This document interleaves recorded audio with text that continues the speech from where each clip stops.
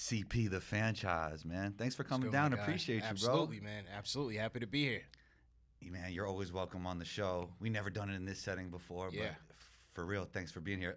What I love about your platform is I feel like with the Knicks, you bring in-depth analysis. I feel like everything revolving around the Knicks, partly because they were bad for so many years, it's just been like the clickbait type stuff, like Right. Dolan this, Charles Oakley that. Right. But I felt like what you did with it is really bring analysis to the game. Was that your vision with it going into it? Yeah, definitely, man. Like I don't find the hot take stuff interesting.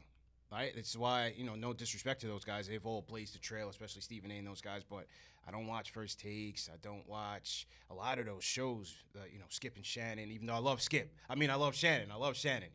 I'll go look for his takes, his clips on the internet because I think he's hilarious. But just as a whole, I just don't find those shows interesting. I don't learn anything from them. It's just hearing their opinion on things. And most of the times, they want to be outlandish, right? They want that soundbite.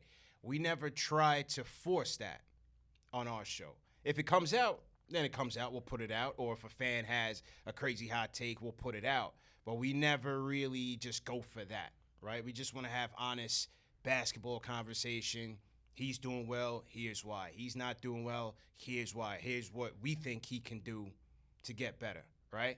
And so all of my guests that come on the show, they have that constructive analytical viewpoint on the game because I just don't feel like that other stuff, to me, I don't find it entertaining. It's everybody has their own lane. Like there is a lane for that. But for me, I want everything to just be authentic, be natural. If there are humorous parts that come out in the show, so be it, and we'll put it out. But we just want to just be ourselves, man, and just let it flow. Is it a focus for you to stay level-headed because you know how crazy the Knicks fans could get? I always feel like you're steady. You'll never get too high and you'll never get too low. Yeah, that's just who I am, man. Yeah. You know what I mean? It just goes back to like I don't want to be a forced personality, right? Like I just want to be myself. That's how you stay consistent, being yourself. Right. Yeah. Right. And for some people, like I said, some people might like the outlandish, the brash, the loud. There's a lane for that. Yeah. But then other people might take to what I do. So I just tap into that audience, and cultivate it from there. Growing up, what were your fondest memories of the Knicks? Because I don't think we ever talked about this before. There's always so much going on with the current Knicks. I never really got to hear your thoughts. What were like the things that really stuck out to you growing up, from not only a basketball point of view, but from a media point of view? Yeah, from a media point of view, since it's playoff time, like this is the time. You could feel the energy, you could feel the energy around the city. Everybody was tapping into the Knicks back in those 90s days. You walk by a bar, you walk by a restaurant, everybody's locked in on the TV. Some of those fans have kind of died off in terms of their interest in today's game, but like back in those days, like that was it. You didn't have a million sports shows. You didn't have Twitter. You didn't have 24/7 sports talk. So what you did, you knew when the game was, Sunday at 1 o'clock. You waiting all week, and each day you reading the back pages, right? New York Post, New York Newsday for me, New York Daily News. And you reading those articles that'll give you the news. That was it. As you anticipate the game. They have it good now, right? Like, because you don't really have to look too hard to find what you want. Everything is right in your eye. All your notifications going off, your Bleacher Reports, your ESPNs, your YouTubes, everything's just popping off. So you don't even have to look far.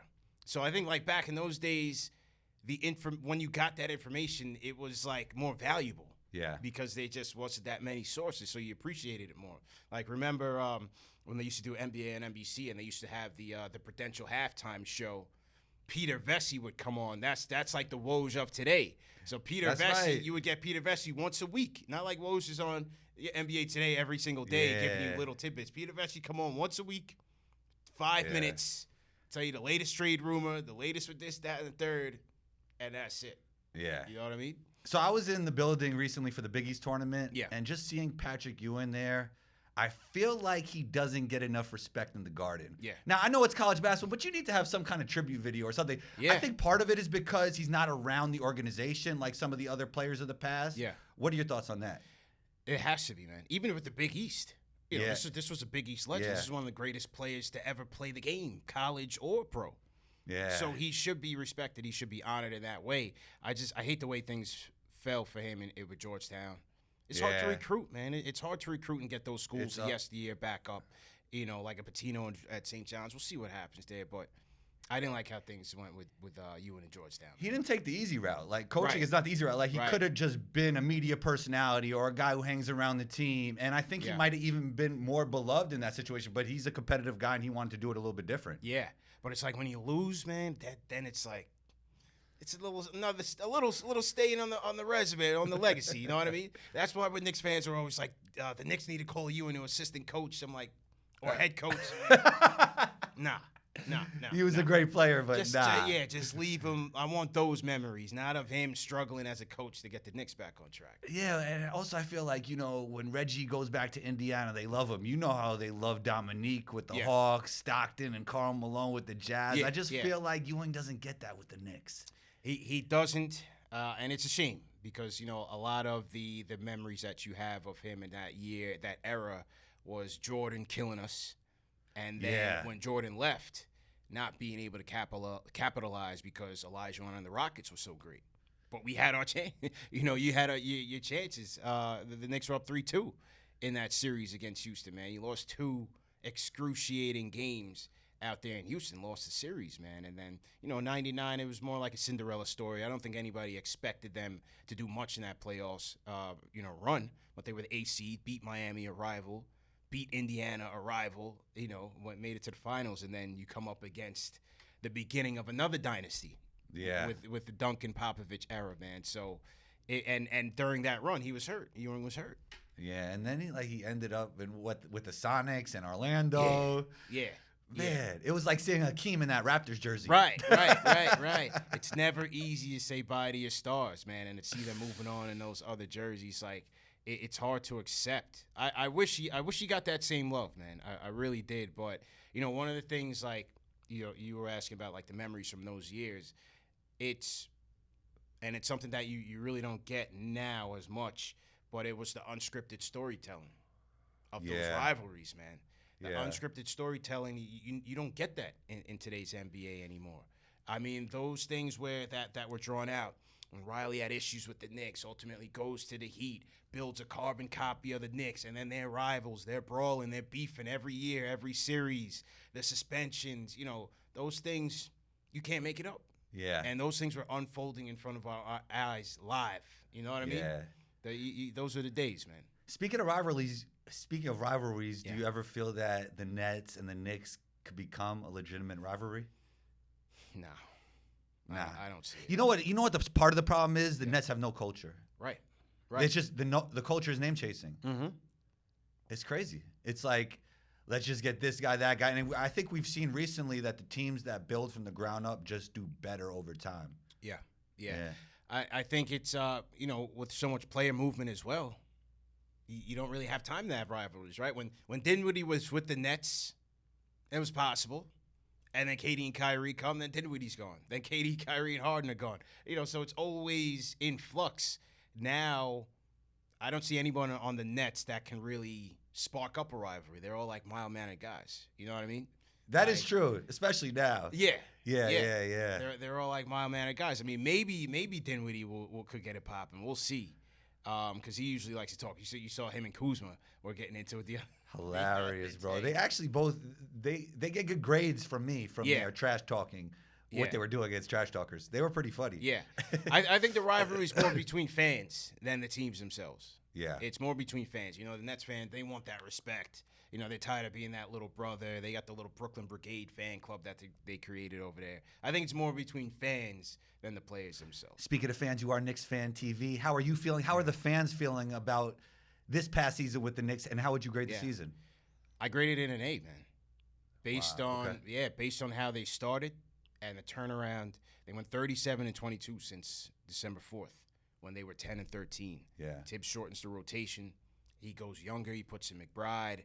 There's no Rose. There's no Fournier. They're stuck on the bench. He gets Cam up out of here. He went with his guys. They continue to win. They went on like an 8-game winning streak since he made that change. They get Josh Hart at the trade deadline. He solidified the bench. Isaiah Hartenstein, who they got in the previous offseason, he turned his season around. So everything just came together right for them. And even during that stretch, they had the third-ranked offense in the NBA. They finished 5th overall in offense. And so, you got to give them a lot of credit, man, because they turned it around. They absolutely turned it around. They got the 5th seed, which was, I think, by a little bit of luck. I thought with the Nets being dismantled, it allowed the Knicks to move up. Because I thought if the Nets were still together, them and Cleveland would have had probably 4 or 5. I think the Knicks would have been looking at 6, around 6. But nevertheless, they got 5, man. I thought they had an outstanding year.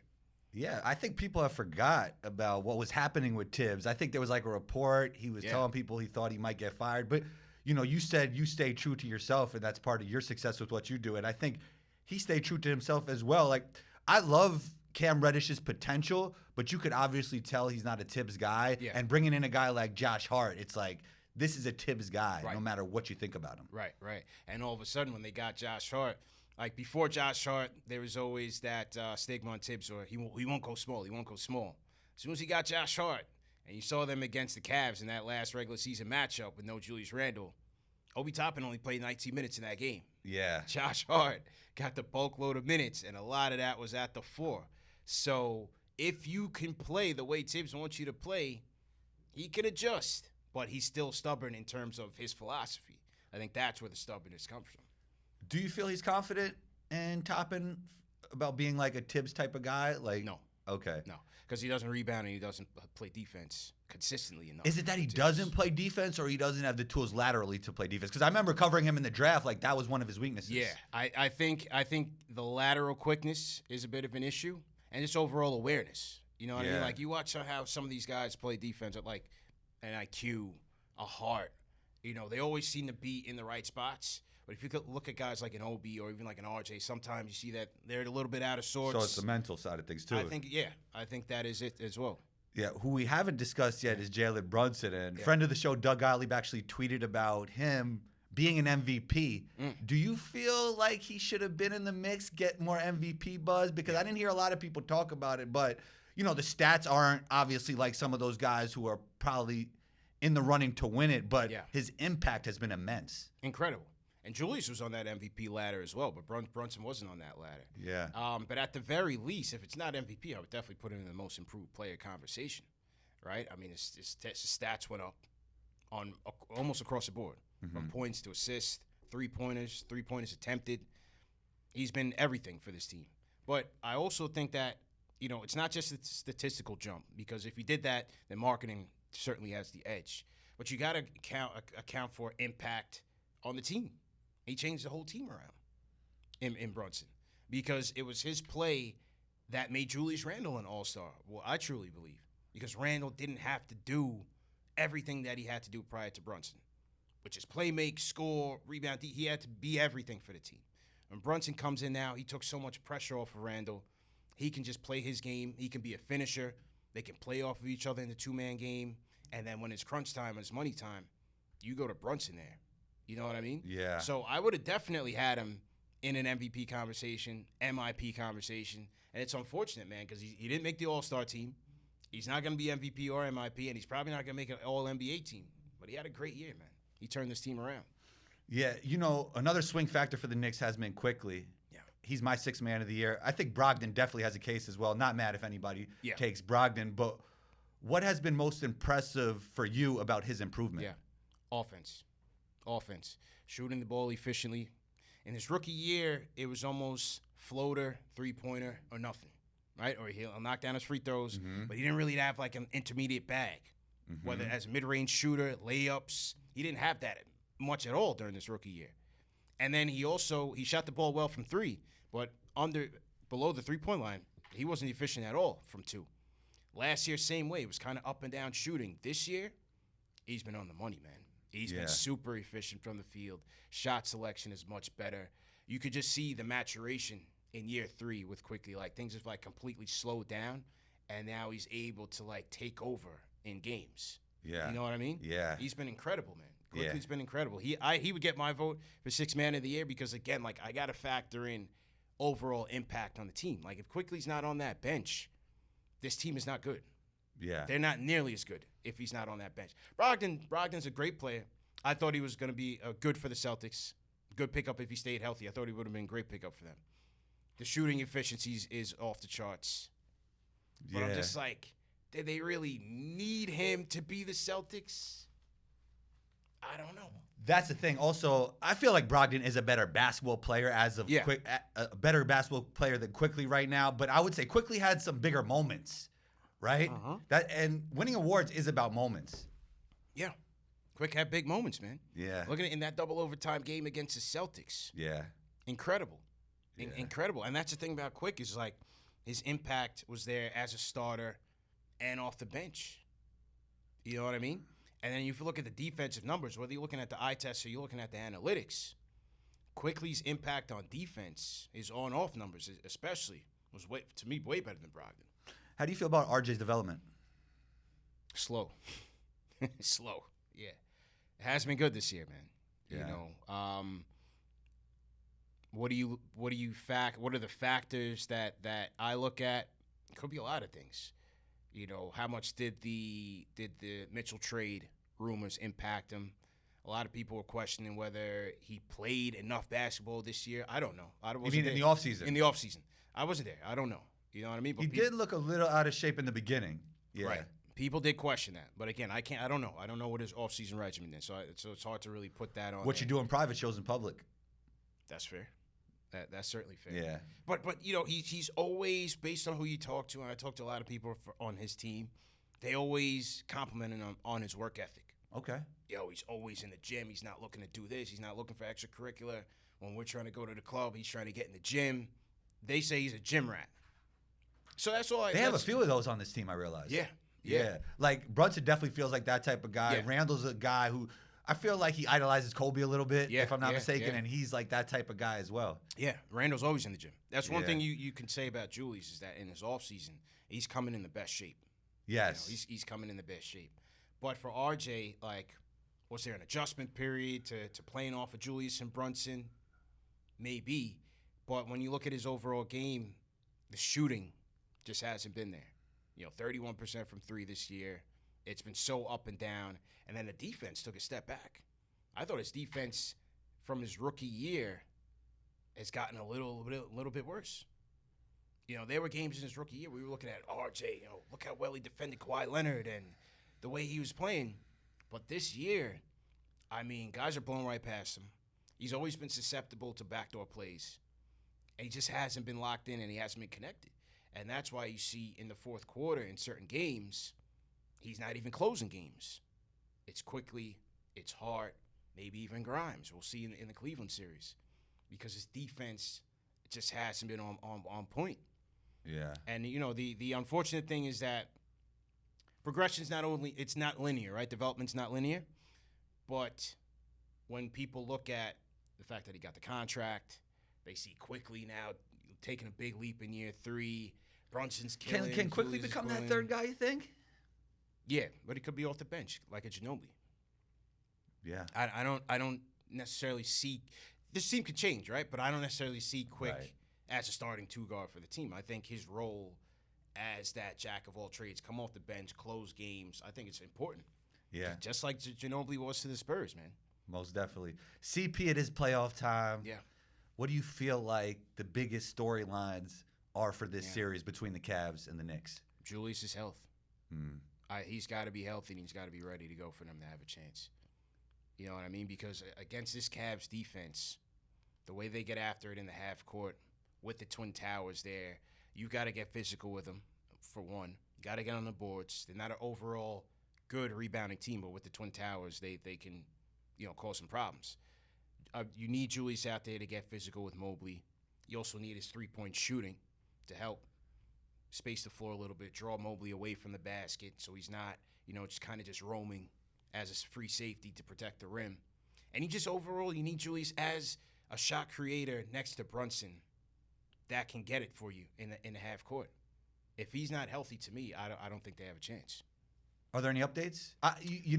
Tibbs had that little smirk at the end of his. He had that little smirk, right? But then they said as of Tuesday, we're recording this on Thursday now, that he still hasn't been cleared for contact. We're supposed to be getting an update later on today or maybe any minute now. But he hasn't been cleared for contact. He's doing light running and shooting. So it's kind of up in the air, man. Maybe it's just a game-time decision. Yeah, the Cavs have been the better basketball team the whole year. Yeah. As good as Jalen Brunson is, I feel like they have the best basketball player on the team. Yeah. You know, you mentioned Julius' health is definitely one of the X factors. Yeah. What are some other keys for the Knicks Yeah. going into the series? Shooting 3. In the regular season matchup against the Cavs, they shot 39% from 3. But if the Cavs are going to do what they do best, which is wall off the paint, which is the Knicks' key strengths, right? You can't take away everything. But one of the things that the Knicks do great, which is Brunson, Julius, RJ, is get into the paint and score from there.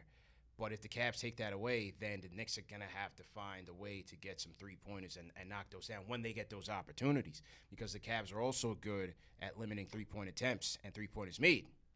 But you can shoot it efficiently against them when you get your opportunities. So it's going to be very important for Grimes, even an RJ, Quickley, Toppin. They got to be able to knock down the 3 in this series. Which big man do you trust more in the clutch? Yeah. Ihart or Mitchell? Right now, Hartenstein's trending upwards. I would say that. It's almost like trading offense for defense, right? Yes. I think for Mitch, his ability to offensive rebound is still better than Hartenstein. It's the best in the league next to Steven Adams. You're going to need that. But I think Hartenstein is showing you that he's been able to get it done on both sides of the floor now. He's not a liability like he was on defense and getting defensive rebounds. That was one of the knocks on him when he came from the Clippers, is that he couldn't get a defensive board, and his defense was kind of spotty. He wasn't disciplined, so he's always in foul trouble. He's cleaned that up. And then offensively now, he's more sure-handed than Mitch, and now you can run some sets with him at the top of the key, at the high post. Yeah. You got guys running back door. So now you have 1 through 5, potentially when Hartenstein is out there, as capable playmakers for each other, keep the offense running, because you got to move that ball against the Cavs in the half court. And so with Hartenstein, he's just a little bit more sure-handed, a little bit better free throw shooter right now than Mitch. But they're both going to be important in this series. It gives you more of like 5 threats on offense, especially as, dribble pass shooters, right? I mean, Ihart's not a big-time shooter, but capable. But he's like he would fit well in like a Warriors type system, make a read, react. Yes. He almost does like some Draymond-ish type stuff on the court. Right. Yeah, that's it. And you're starting to see that more. Early in the year is kind of a struggle to get into Tibbs' role. But later in the year, like I remember there was a big West Coast, the last West Coast trip that they took, and they were taking on like Sabonis with the Kings, Anthony Davis with the Lakers, Nurkic with the Blazers. And Mitch was having a tough go, man. He was a little winded out there. They were kind of getting the best of him. Hartenstein did a commendable job. Then they came home. They played the Nuggets. They played Jokic. Yeah. Hartenstein, he wasn't bad, man. Yeah. He did a commendable job out there. Yeah. Cavs heavy pick and roll team. What do you think this team should focus on defensively when it comes to playing against the Cavs? Man, you can't stop the Spider, man. Yep. You know what I mean? You can't stop the Spider. You can only hope to slow him down. I think Grimes is going to have a tall order in front of him, because Grimes he's an aggressive defender. And Spider, having that experience, having that playoff experience, you've seen it in the regular season in their matchup. He knows how to use that against Grimes, especially with playing against the refs. You're going to be home. You're going to get the benefit of the whistle. So that's going to be a little bit tough. I think I'm going to force them to knock down some outside shots, man. Like, if Spider has it cooking, you might have to throw some doubles at him and let these other guys beat you. You can't let him rip off 5, 10 points in a row, get that crowd going, get the momentum, because he's capable of ripping those off. You know what I'm saying? Yeah. And then at the same time, like, the Knicks also do a good job of protecting the paint. So their three-point defense is definitely going to have to be on point. But if you can get it out of Mitchell's hands, if you get it to LeVert, can be a streaky shooter at times. Mobley can be a streaky shooter at times. If you try to make those guys beat you, then I think you're going to have a better chance, because you're not going to stop Mitchell or even Garland for that matter. Yeah, I don't know if your fan base is going to attack you for this one, but I wanted a little role reversal. What do you feel like the keys for the Cavs are to win this series? Because I always think that's an interesting way to look at things, right? Yeah. I think they also have to take their chances with the Knicks at 3. Okay. Because you just don't know. This is Grimes' first go in the playoffs. RJ's been so up and down as a shooter, right? We know Brunson's claim to fame is getting into that paint and scoring over those bigs, but if he's got like an Okoro on him, they're going to funnel them into that paint where Allen and Mobley is. They're going to make it very hard on him, especially if Okoro plays. We're still not sure with him either. He's an X factor. I mean, I actually talked about this with C.J. Watson way back. Like, he's a guy that if he's knocking down the 3, the future for the Cavs is very bright. Right. Yeah, because his defense, he's gonna play Brunson very tough, man. And so I think they're gonna really key in on him. He scored 48 points on him in that regular season finale. JB Bickerstaff said, yeah, that really woke us up. They're gonna take that ball out of his hands and make everybody else beat him. And if Julius isn't healthy, that'll play into the Cavs' hands. I feel like an optimistic way to look at it about it for the Knicks fans is that with Mitchell and Garland, their two best offensive players, they're very pick and roll centric, and the two best players for the Knicks, their scoring is more diversified. Right. Yeah. Yeah. And especially with Garland and Mitchell, the thing is that when the Knicks are going to that drop coverage, they can kill you in the mid-range as well. Right. So it's 3-level threats, or almost 4 when you think about throwing a lob over the top to an Allen and a Mobley, because they can give it to you in waves, man. So it's a tough cover. So, I mean, Stephen A., obviously, you mentioned him earlier. He's been talking about how, like, if this is the team you lose to in the playoffs, I'm paraphrasing here, that the season is not a success. Yeah. Do you feel the same way? No. Okay. I feel like if they keep it competitive and lose in like if it's 7 games or something, I thought it was a good season overall. Do you think, I mean, the Knicks fan base better than anybody. Do you think they'll feel that way? It depends on how the series goes. Okay. If they get washed, they will feel the same. They will feel like it was a blown season. If they get washed, because they'll feel like everything that they worked for was for nothing. A gentleman's sweep, same way. Like, you can't go out like you did against the Hawks and completely just choke it away. Especially now, this is a better team than what they came in with 2 years ago. This is a way better team, a way deeper team. Quickley's taking the jump. Julius is better. They have Brunson now. They have a closer. They have better shooters. They have Hart. The team is way deeper, way better than they were 2 years ago. They have Mitch. They have a healthy Mitch and Hartenstein. You have 2 bigs now. So it's a vastly different team than they had. Tibbs has some decisions to make, right? Big time. Big time. When you factor in the center rotation, and of that, Quickley, RJ, Grimes, Hart, which one of the 2 are you playing in crunch time? Who are you going with your top 8 in terms of minutes? Top 8? The starting 5, Brunson, RJ, Grimes, Julius, Mitch. And then off the bench, it'll be Hart, Quickley, Hartenstein. Okay. Yeah. Okay. Yeah, and then Obi will find his minutes here and there. But if Julius is healthy, that would be the 8. So we got to hear your prediction right here on Camo's Court. Yeah. I'll let you know mine first. Yeah. As I said, I feel like the Cavs have the best player. They've been the better team all year. Yeah. The Knicks have won the matchups. Yeah. And yeah. Brunson has showed he could torch them. Mm-hmm. But I'm going to go Cavs in 7.